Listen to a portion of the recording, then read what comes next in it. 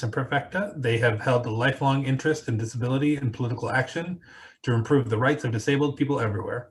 The work at Disability Rights Iowa focuses on barriers to employment, disability discrimination in the workplace, and advocating for effective employment services for people with disabilities.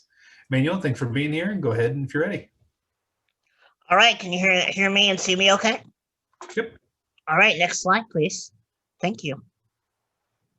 Okay, so to start, I realize that I'm a little bit preaching to the choir this afternoon or this morning. As a person with disability, I don't really need to explain to you the importance of public transportation. And I know that you're all passionate about it because you're all here.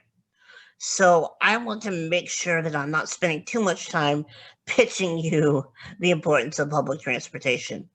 But what I did want to do is I want to spend a little time giving you a better understanding of the scale of the impact that public transportation has on my life and why trends and different, potential avenues that public transportation could go down can be a source of concern for me and my community, and really the human impact of some of the systemic gaps and failures that we might need to address in the coming years.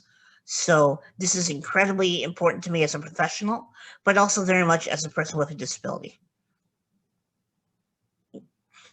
So let me just click through some. So you can just click through all of them. So I'll ruin one of my jokes, but that's okay. So I had my first job as a ticket taker. I used paratransit to get there. I used paratransit to go to college. I used paratransit to make all these relationships that are incredibly important to my life. They allowed me to go to internships, develop my, career, and ultimately get my first job at Disability Rights Iowa. And they also allow me to get some really good dates, which is important. We always talk about paratransit and public transportation as being really important for people, to get them to jobs and get them to school, but it's also part of life, right? And it allows me to live a full life. Unfortunately, you can click one more. It's also gotten me some bad dates, but I guess that's part of the deal. And most importantly, and most excitingly, you can click through one more. It's even gotten me to the occasional HIRTA conference back when, in the before times, before when we actually used to have this kind of in-person meetings, back in the day. So paratransit has really been formulative in every area of my life. So, it can become really depersonalized when we talk about these systems and when we examine what we can do collectively to improve public transportation for people. And that can get a little impersonal. So I would just ask you, really take a moment, think about your career, think about the memories that are most important to you, the relationships that are most important to you. Go ahead and click one more. And whether or not those would exist without having access to public transportation.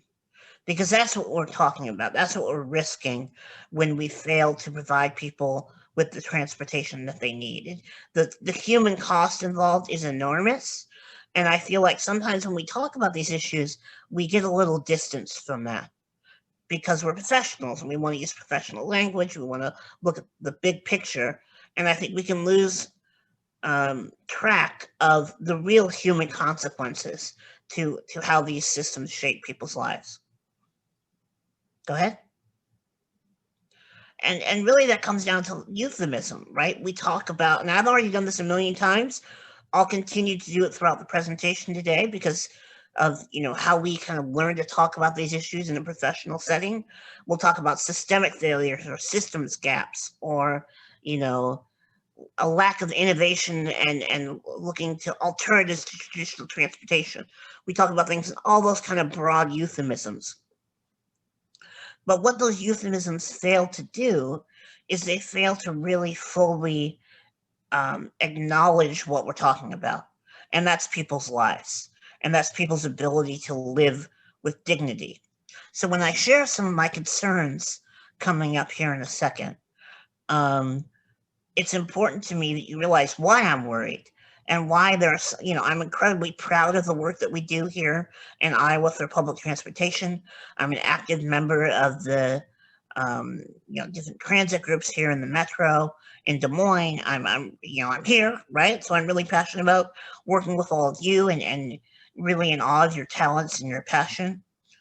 But I can see some potential bumps in the road that we need to be aware of as we begin to move into this a more modern approach to public transportation. Go ahead. This right here is the fear that we're fighting against, because I work with people with disabilities every day, and I work with their parents every day. And that couch, and it's, again, I'm going to describe the pictures when we have pictures pop up, just so that any folks who might need the descriptions will have them. We're just looking at a plain gray couch. And that really is what parents are most scared of when they have a young person with a disability who's graduating out of school, who's moving on to a new stage in life, and they realize that the transportation options are not as robust as they need to be in order to let them live a full life. And so that couch is what they're terrified of. Their young person will not have the ability to go out in the community and live fully.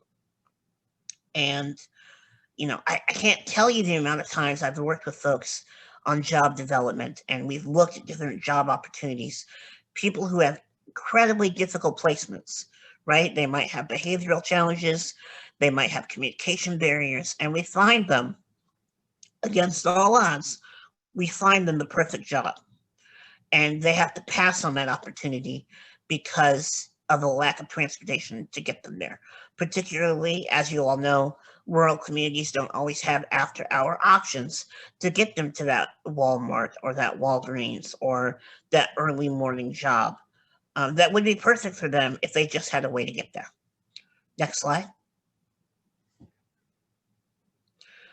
So to give a little background on the services I've kind of touched on already, and again, most of you know this, but I just want to mention it for anybody who needs context. I utilize a service called paratransit. Now, it's called different things throughout the state, but essentially what it is, it's a parallel service for people with disabilities to get to different places around their communities. And generally, the scope of those services are tied to the scope of the traditional transit system. So to give you an example, let's say we have a bus route from A to B, of like a traditional fixed route bus. The rules surrounding paratransit would require that this community also offer a paratransit bus to get people, within the range of that traditional fixed route, right? So now most communities decide just to cover a set area, but officially the paratransit bus must cover any location within 1.5 miles in either direction of the fixed route. And I swear that the language they use in some regs is literally as the crow flies, which just confirmed my suspicion. You can go ahead and click through. That a lot of these regs were written by cantankerous old wizards. It can be really obscure and it can be hard to understand. But the key point here is that paratransit, the fate of paratransit and the scope of services, obviously communities can make paratransit as robust and as expansive as they want, but legally their requirements of what they have to do to keep pace with fixed routes are very, very clear. So in my mind, the trajectory of paratransit across the country is very much tied to how we begin to address fixed routes. And because those two are paired together so closely, it'll lead to some of the concerns I'm going to cite here in a bit, where when we pursue alternatives to fixed routes, we inevitably are going to leave paratransit riders behind if we're not aware of the discrepancy. Go ahead. Next slide, please. So that's now that you kind of know the stakes of why this is so important to me and my community, I want to look a little bit at what direction are we heading in terms of public transportation? What do we need to be aware of? And what are some alternatives that I could suggest, just as a person with a disability, that I think would make me feel a little more secure in the future of a service that I am so passionate about and really allows me to live outside of a nursing home, to be incredibly frank with you. Go ahead, next slide. As I mentioned, I'm a member of the Transit Rider Advisory Council here in Des Moines. I adore DART. They're the service I'm most familiar with in the world, and I'm considered a huge privilege to work with them every day through different parts of my job. And so I really, was excited to see that, a few months ago when DART introduced their electric bus and they unveiled this electric bus as kind of a new green alternative for people. Oh, next slide. Unfortunately, I think it's some of our history here in Des Moines beat DART to the punch. And this is a picture of a electric streetcar, one of many electric streetcars that Des Moines had in place beginning around the turn of the century in the 1900s and existed in Des Moines for much of the 20th century. You can click to the next slide.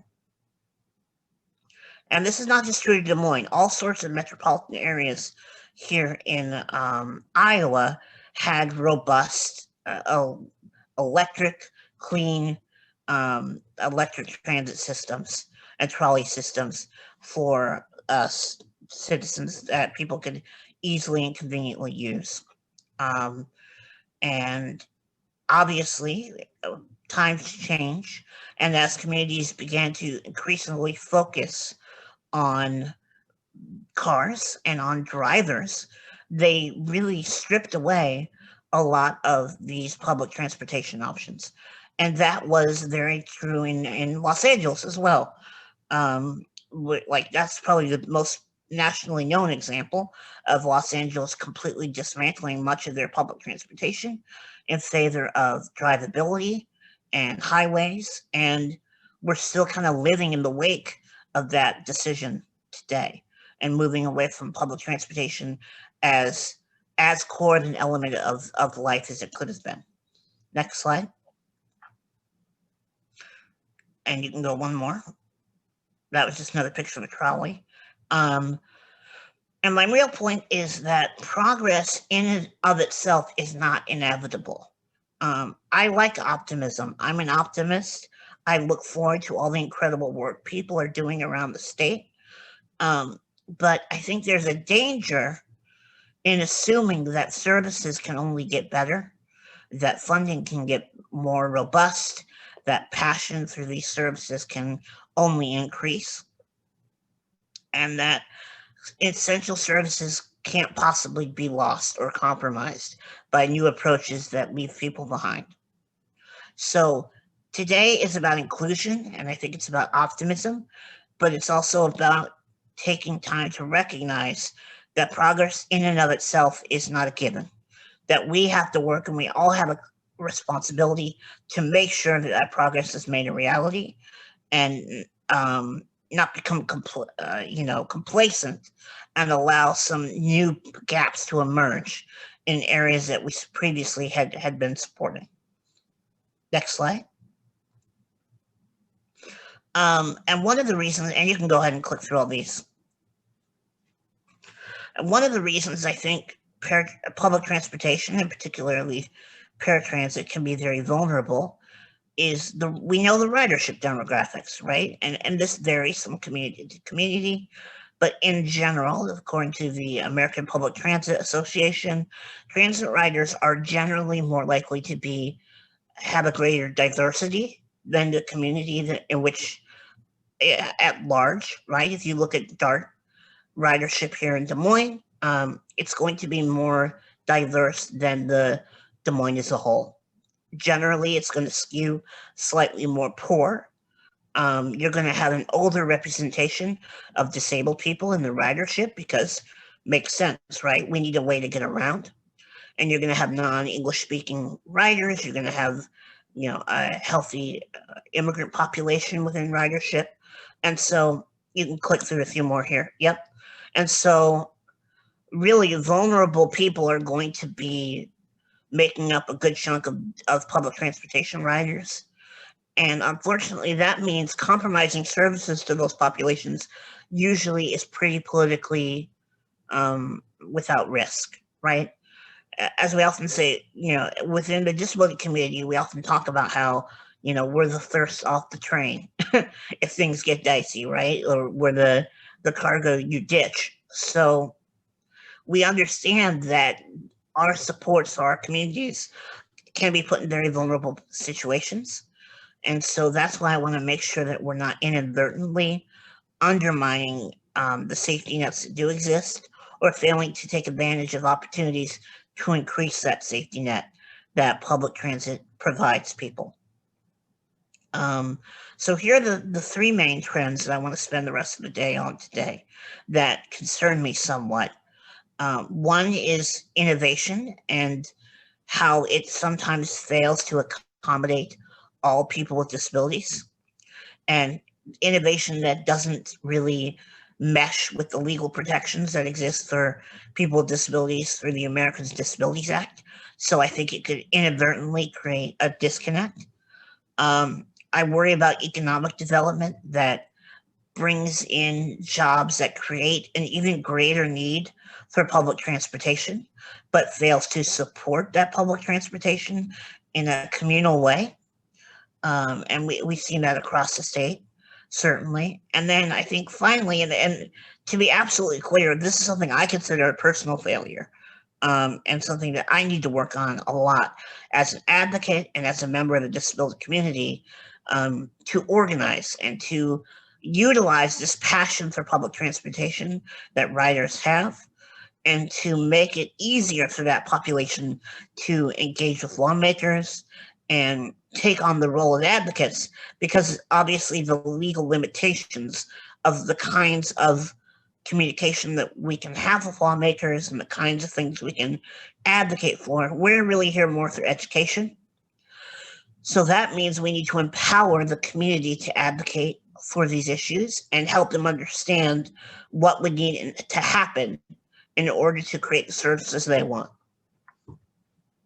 Okay, go ahead.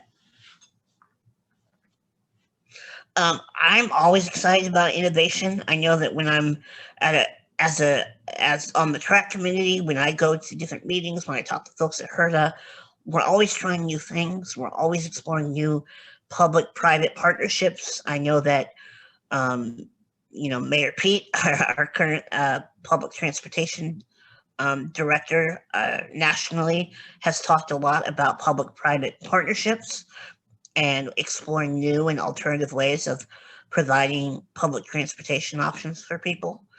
And that can be really, really exciting, and it can be fantastic. It can be a cost-effective way of serving areas that it doesn't really make sense to provide a traditional fixed route for. But we have problems. Go ahead, next slide.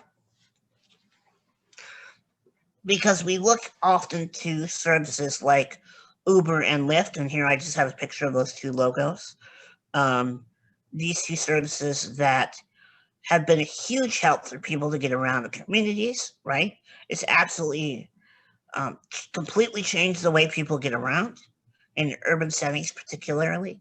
But those services completely leave behind people with disabilities by and large, and create a whole host of new problems that before we begin to partner with them, before we begin to kind of consider them a part of the collective services that people can access to get around community, we need to be aware of some of their limitations and some of what we give up when we partner with companies like these two.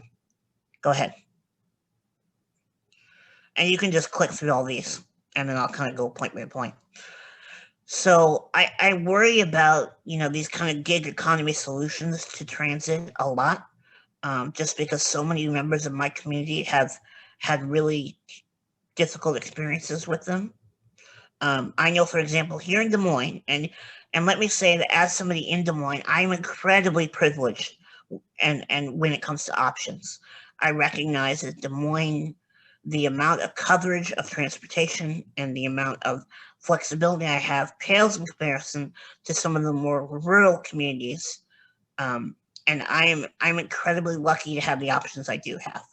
However, despite us being the biggest city in Iowa, there is not a single accessible Uber or Lyft vehicle that I can utilize, or anybody with a mobility device like mine could utilize.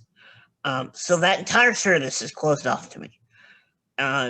Additionally, drivers, unlike paratransit or fixed route, drivers are going to lack training and education on disability and safety issues.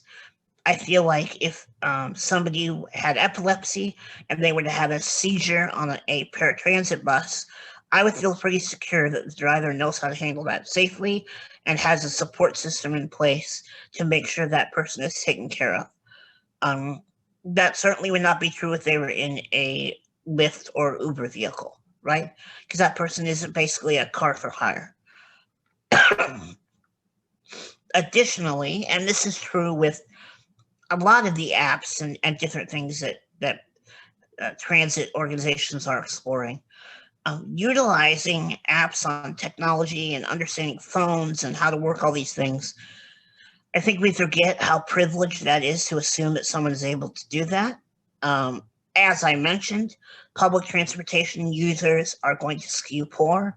They're going to skew as more likely to be members of the disability community, to have communication barriers, to have mental health challenges, all of which can make accessing technology very difficult, right? And so what might seem like a really great opportunity for us, and it's like, oh, wow, everybody's going to want to use this app, we might have inadvertently cut off a lot of people. Oh, do we have looks like we might have a question here. That, okay, yeah, you're mentioning how you use Uber to help people get to and from their appointments. And I recognize Uber can be really helpful for certain populations. That's certainly true. However, when we look to Uber and different options, I want to make sure that we're not adopting them in a way that assumes that's going to serve all people. And if we're extending coverage to folks and we're relying on Uber or Lyft to take a specific role in our transportation plan, we need to know how we're going to serve folks who don't have access to that kind of service. So I'm not saying that wholesale these two agencies are not a great resource for people, but I do want to highlight some of my concerns of how, some areas that they may not be as ideal. And so another good example with that would be the lack of accommodating service animals. That's something I've seen consistently, of people, drivers pulling up, seeing a service animal and driving away. And it can really be difficult. So go ahead, next slide. Another issue that we're still kind of exploring here in Des Moines are the scooters and electric scooters that people can often look to. For those of you who don't know, these are scooters that you can jump on and you can kind of rent through an app, and you drive all around town, and then you put them in a charger port. Like, they have different charging places throughout the town. And then you have to pay like an additional fee if you just leave the scooter lying somewhere.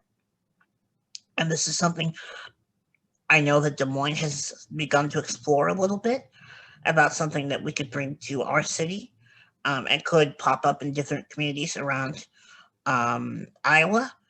And again, it's a great opportunity, and it looks like a lot of fun, and it looks great, and I'm not averse to having that as an option for people. However, we also need to be aware of the transportation barriers those scooters could pose for people in affecting the walkability of our community. That's been a huge issue in places where these scooters have been used. Paths that would be accessible have been blocked. They've created hazards for people with visual disabilities when they're just left in the middle of the sidewalk. And they've really created a lot of walkability challenges for folks who wouldn't be able to use this kind of service. Excuse me.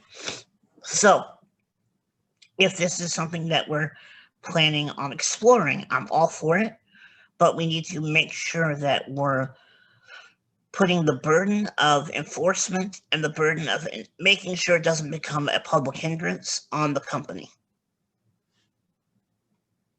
Okay, you can go. Thank you. Next one.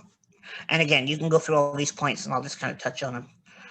Another area that I'm a little concerned is I know that obviously Des Moines, using Des Moines again as an example because it's a community I'm most familiar with, will often look for, economic development and bringing in companies to create job opportunities for people. And in so doing, they'll receive large public subsidies or tax breaks or forgiveness of property taxes for a certain amount of years. And additionally, the jobs that are provided don't always create livable situations for people. And, my concern is you create a job opportunity where people can work there. However, you're also creating additional need, right? Because these are folks who are not going to have enough economic flexibility to necessarily have a vehicle and upkeep a vehicle. They're going to be potentially, more likely to need to utilize public transportation. And so because of that, we need to really hold these companies to account and ensure that they're investing in public transportation and doing their part to make their communities more accessible for everybody. And instead of just looking to contact directly with public transportation to provide for their workers, I think they need to be also investing heavily in the community as a whole. And it falls to all of our lawmakers to understand that need and hopefully create high expectations of how businesses contribute to our communities.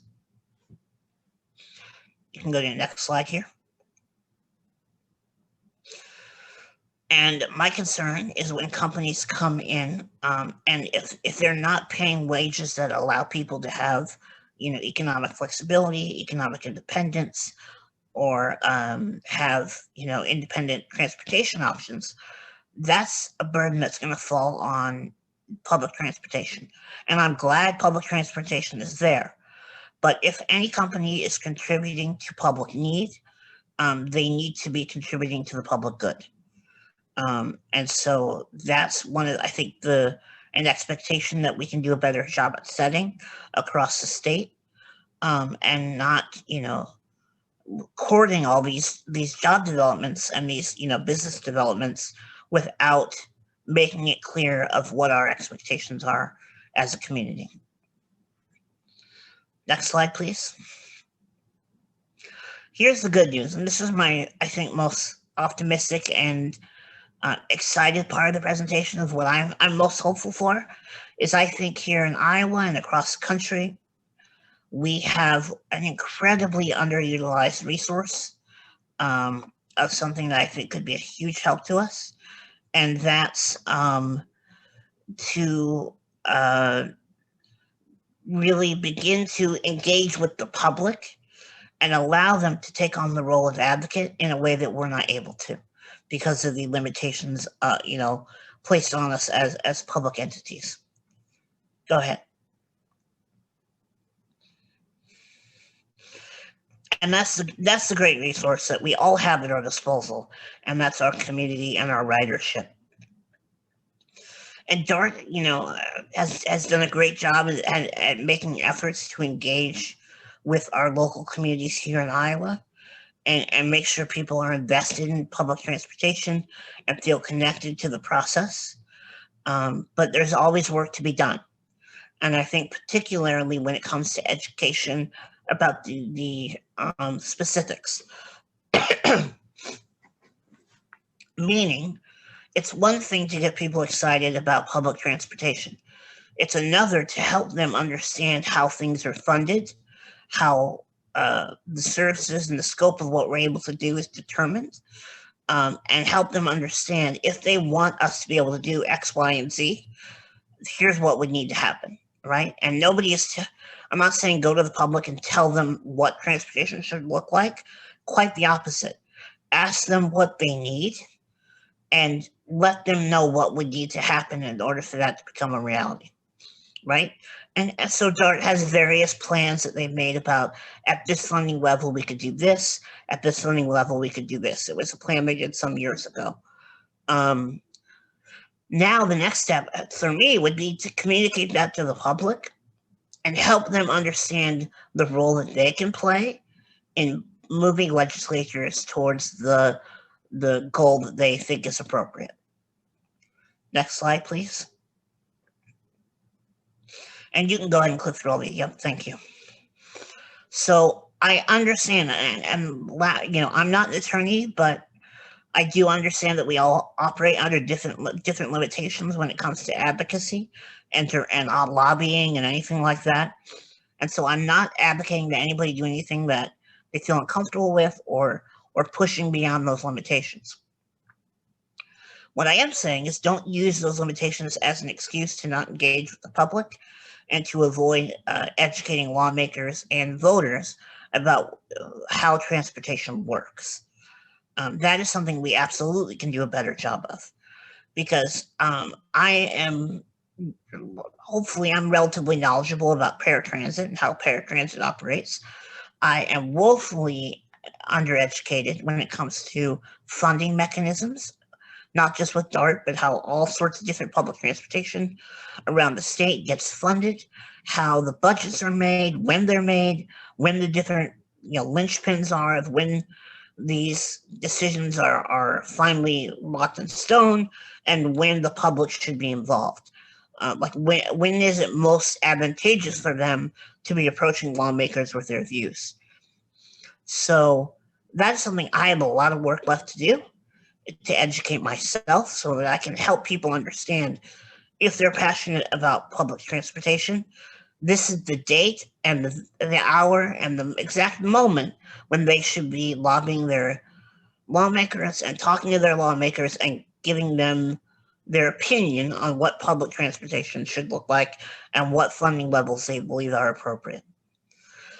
So I think we have a lot of passionate writers, we have a lot of passionate people, but they don't always know where to channel those passions, and they don't know how to be of help, to help us get the resources we need to preserve and expand public transportation. So educating the public, as long as educating the lawmakers, I think is a big part of our job going forward. And so I think that's something that we could pursue a lot more aggressively. Another thing is I think we have become because we want to find additional funding streams and because we want to be attractive to businesses and business leaders, we often talk about all the perks that come with public transportation, right? What a value it will be to your employees to have this option. How appealing green transportation is to urban professionals, how all the cost savings involved. And those are all important and realistic arguments to make, and people are rightfully receptive to those kinds of arguments. However, I think we also need to be willing to be clear that public transportation is not an additional perk that we throw on top of government, just some additional thing we offer employers. It's a public utility as essential as roads and libraries and water, fire, police. It is a foundational element of community. And I think if we talk about it in that way, it's a lot more powerful and a lot harder to dismiss. Finally, I think we need to not as aggressive, obviously we want all people to utilize public transportation and feel comfortable doing so, right? And I think there's certainly a stigma around public transportation often that it's good to confront and discuss and realize that, somebody who's from a higher income bracket might not feel comfortable on a public transportation bus because the ridership does skew poor. Um, so making people feel more comfortable and engaging with public transportation is good. However, I think we should never do so in a way that undermines the core message that public transportation for many of its ridership, if not most, is not an option or an alternative to a car. It is their only means of getting around the community. And that for me is the most important population because, at least ridership, if they're choosing to use or choosing to use public transportation out of some, the green elements of it or the convenience of it, at the end of the day, if that service were to disappear, they would still have alternatives. I worry most about the people who don't have those alternatives. And I think speaking about it in a way that acknowledges the profound human impact of an undermined public transportation system is really important. Excuse me, go ahead.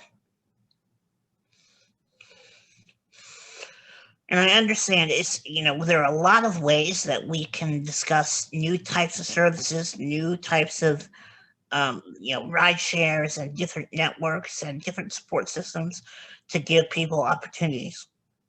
But I think it does serve us well to acknowledge that if we do want to expand services in the most robust way possible and inclusive way possible, that's likely going to necessitate an increase in funding.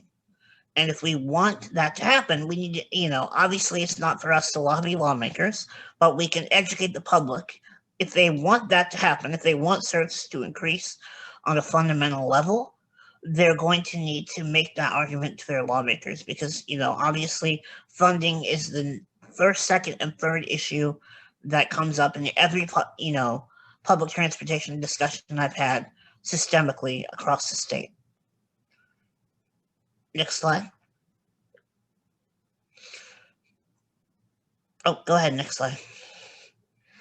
So, finally, what can we try? What can we do that I think might be a nice alternative and a supplement to some of the approaches that I've discussed today and I'm somewhat wary of. I think engaging more with grassroots movements of riders and allies and making sure they understand how our systems work, how our funding works, and let them do their thing, right? Obviously, there's a certain degree of firewall between those two groups, and we don't want to become advocates or lobbyists, but we can give our ridership the agency they need in order to help shape what public transportation looks like. And again, the nitty gritty is really hard to impart to people, but it's important. When are decisions made? How are they made? What is our funding tied to? Talking about that more openly and helping ridership understand that, I think would be really, really good because then they know how to speak to their lawmakers about the kind of public transportation they want. And that's, I know that the meat and potatoes of how funding works is a really difficult thing, but if the general understanding could be had by ridership more, I think we would make it a higher priority for lawmakers to address public transportation and continue to support it. Another big thing is being honest about our successes and our failures. What has worked in the past? What hasn't? If we do a pilot project that we were really excited about and it didn't quite meet the needs of the community, say as much. I'm in a nonprofit world. I totally understand the impulse to put everything in somewhat a positive light, right? Because we want people to be excited about the work that we do and let us try new things. But it builds trust with the community when we acknowledge ways that we could improve, that gaps that exist, and the work that we're going to do across the state to all get better at addressing this incredibly complex issue. And then finally, please don't be afraid of the moral argument. When talking about the importance of public transportation, yes, it's important and it's right to include economic arguments, to include discussions of how it helps keep people off of Social Security and disability, to allow them to work and to live in the community, and how it saves government money. All of that stuff is true, and it needs to be part of the discussion. But we also, I think, are served well by acknowledging the moral obligation a city has to its residents to provide these fundamental services, of which I believe paratransit and public transportation is one. It's a fundamental moral issue, and so we can include these other kinds of arguments, but please never shy away from expressing to people how important it is to give people the tools they need to live lives of dignity with choice. And so you should all be, if you touch even remotely on public transportation and the work that you do, you should all be incredibly proud, because you are helping to grow and protect a service that has given me my entire life. And I am incredibly grateful to all of you and the incredible work that you do. And I am nothing if not hopeful of what we can all achieve together. And I really appreciate you allowing me to share some of these concerns, because I know that's not always as fun as highlighting successes. So I hope this is a necessary but validating discussion, and that it shows just how much I appreciate the work, all the work that you do. Okay, next slide. And together, I really do believe that we can all provide to Iowans the services they need to live full, active lives in the community. And we're all in the same boat. We're all working together, pulling in the same direction. And I'm hopeful for where we're going to all end up together. And then the last slide is just my organization's questions, and then my organization's contact information. If you ever need disability rights services for people, if you have a disability specific question in regards to services or how to make your services more accessible for folks, please give us a call, and we can always assist free of charge, no issue whatsoever. We're here to be a resource to you. All right, thank you, Emmanuel. Looks like we have time for a couple questions. Julia has one here in the chat. Emmanuel, will you talk a little about how transit causes you to live your life with the curfew? I think it is a powerful way to explain limitations to people. Yeah, that's what I thank you for mentioning that, because I do try to toss that comment in when I talk about these things. I'm a 31-year-old man. I have a college degree. I have a job. I also happen to have an 11 o'clock p.m. curfew, because my ability to get around ends when paratransit ends in Des Moines. And that's not a really fun feeling, right? If I've got a hot date and a supermodel's banging down my door wanting to go have a drink, I'm not super fun to tell them that I need to be home by 11. But that's just the reality that I live under. And again, that curfew is later than almost anywhere in the state because of the limitations other communities have. So I absolutely live under these limitations. And I really do ask you to help me take that curfew away and give me options to get around at all hours, not just for my own recreation, but I want to be able to be there for family and friends in times of need. And that requires me to have, transportation options that don't require pre-planning. So thank you so much for all the work that you do. And Catlin, thank you as well. When I saw you're on here, I'm just so grateful for all the work that you do and all the folks at DART. And while we might all have different approaches to these issues, I'm nothing if not grateful that I have such a fantastic organization to contribute to in my small way. So thank you all so much. I really, really appreciate it.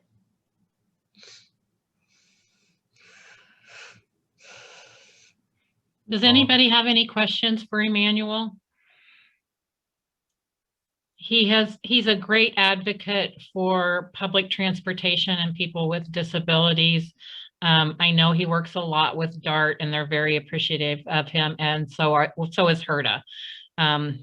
Brooke and Emmanuel work a lot together, and we've had him come speak at several of our events, and we're just incredibly grateful that he is someone that we can rely on for anything that we have questions about or how to best do something.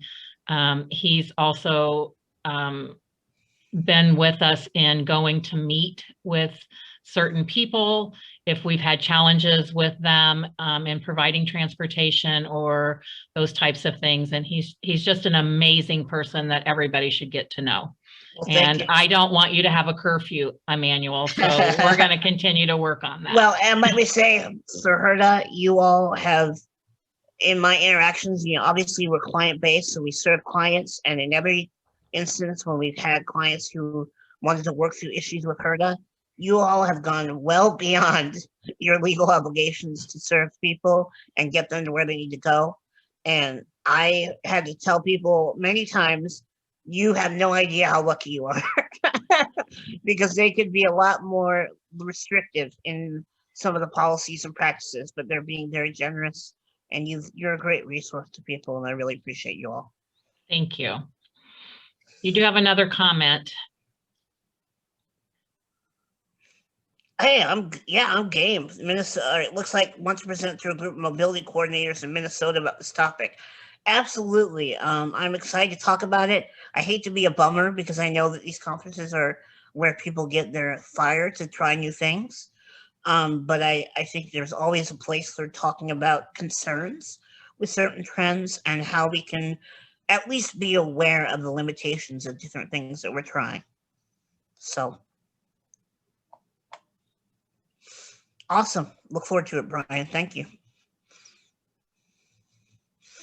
All right, any last questions before we wrap up here?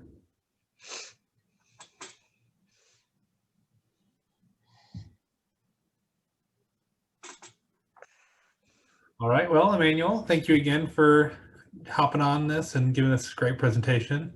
Yeah, thank you so much. Useful for people. Yeah, of course.